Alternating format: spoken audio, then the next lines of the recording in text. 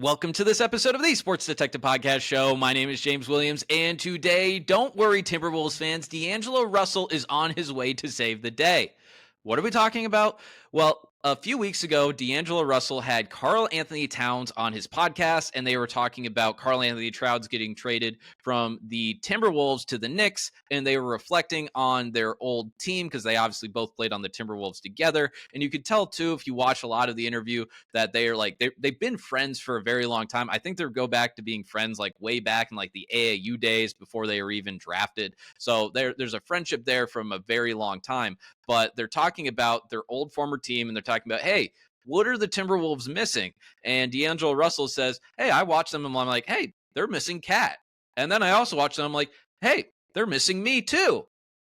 Guys, I'm being serious, man. He wasn't trying to be funny when he said that, but let's go ahead and just listen to what D'Lo had to say on his podcast, and then we'll react to what he had to say. And let's try not to laugh, because again, he wasn't being funny, but I can't promise that I can not laugh. No offense. Some shit went down. No offense, because I'm in it right now. But like when I watch their team, I'm like, you know who they need? Cat. and then I'm like, yo, they need me. Like honestly, I'm like, they need what they got rid of. GM, that ain't my job, but I'm just saying, like, I feel like we could make their team better right now. We could make their job easier right now. I think we make any team better. All right, guys. In the defense of D'Lo, I believe that clip. I'm surprised I didn't see this until now, but that clip was from like early March. I think the date I saw on it was March 2nd. I don't know why it took me so long to see that clip. So in the defense of him, that was before we saw that there was like the stat that the Timberwolves were 11-0 their last 11 games, that they had Julius Randle in the lineup. That was before their current 6-game winning streak, or I guess it might have even been like at the beginning of their current 6-game winning streak, because now, as of this recording, it looks like the Timberwolves can actually make a run to try and get out of that play-in spot, and potentially, you know, if everything's right, maybe make a run at the Western Conference title again. But hey, man, I'm all for D'Lo being confident. I'm all for all of us being confident. I'm a person that needs to be more confident in my life. But you would think that someone like D'Angelo Russell would have a little bit more kind of introspection and kind of look more at their career and kind of look at all of the places that he's been over the course of his career, and especially the expectations for him coming in the NBA. And maybe he'd have some reflection and be like, maybe there's more things that I should do to help my team out and become a better basketball player and be a better teammate and be a player that teams aren't wanting to get rid of basically every 2 years or so. Because if you look at D'Angelo Russell, the last 3 times he got traded, the team that traded him got better when he left the team. Look no further than just a few months ago. He gets traded from the Lakers at the end of December, I believe it was December 29th. And then 2 weeks later, when you're looking at all of the Lakers' defensive stats, they're doing it from January 15th to early March. They all of a sudden become the best defensive team in all of basketball. Before, when they had D'Lo, they were like an average to below average defensive team. DFS is a nice defender. He's a really nice defender, but he's not this like so much of a potent defensive player that should all of a sudden catapult a defense from being middle of the road to the best in the NBA. It's not like that.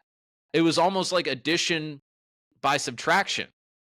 And by the way, for some of those games, they didn't have Anthony Davis. For a lot of those games, they did not have a center for the Lakers. And they became the best defense in the NBA without D'Angelo Russell. Well, before he was on the Lakers, D'Angelo Russell was on the Timberwolves.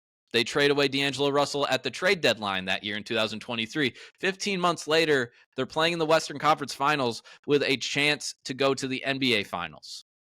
Mike Conley was a leader on that team. He was a really good point guard on that team that would get players in the right position. At times, you could tell he showed his age, but they definitely upgraded with Mike Conley over D'Angelo Russell. And I think if they don't make that trade, I don't think they're making the Western Conference Finals. I don't think they are.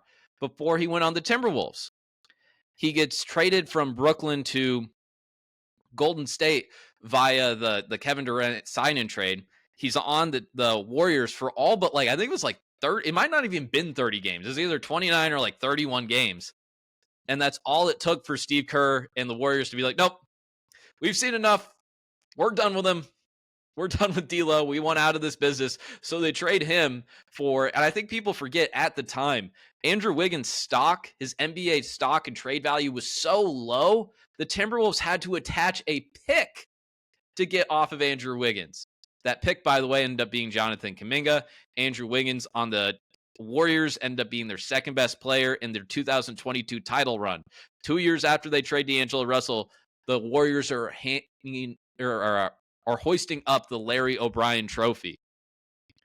Sometimes you got to look inward, man. Why do these teams want to keep getting rid of you? Why do when they keep getting rid of you, do they get better and they go on deep playoff runs?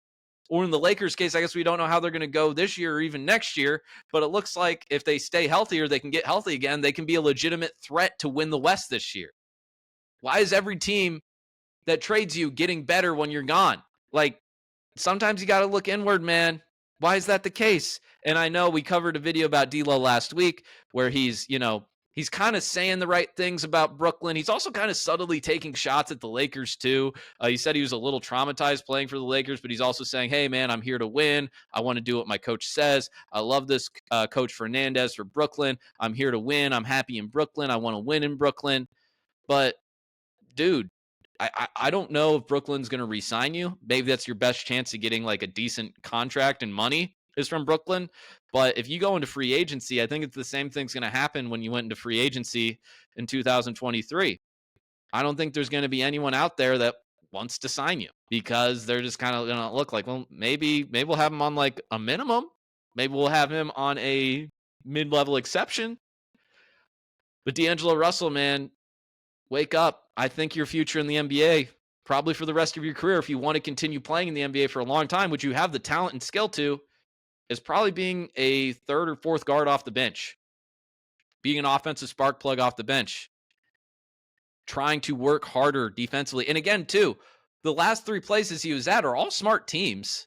Like the Golden State Warriors, really good head coach in Steve Kerr, Hall of Fame head coach in Steve Kerr. He's like, I don't want to deal with him. Chris Finch, really good coach for the Timberwolves. I don't really want to deal with D'Lo too hard. JJ Redick, proving to be a coach of the year candidate this year. I'm fine without D'Lo. Hey, man, at some point when three really good head coaches are like, nope, I really don't want to deal with you anymore.